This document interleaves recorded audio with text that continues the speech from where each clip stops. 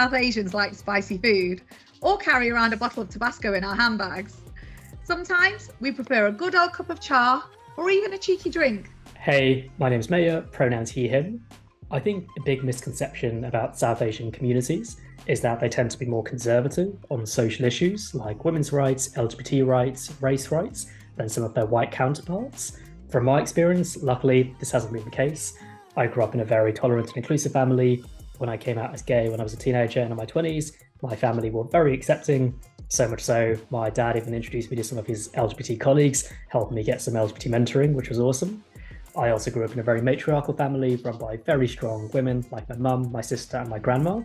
And luckily, the friends and family I've had from South Asian backgrounds have always been very encouraging and accepting to both me and also loads of my LGBT peers and peers from other backgrounds.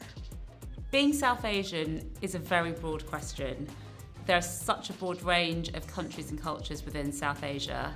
I'm a Sri Lankan Tamil. That means something very different in Sri Lanka depending on which group you belong to. The Tamils are the minority and our experience and my experience growing up was therefore different to other people within Sri Lanka and within our community in London. I think one misconception I've dealt with growing up in first generation community here is that I was going to be a scientist or a doctor or an engineer. Growing up in the legal profession, I didn't have many South Asian role models, so it is really important for me now to act as one of those role models.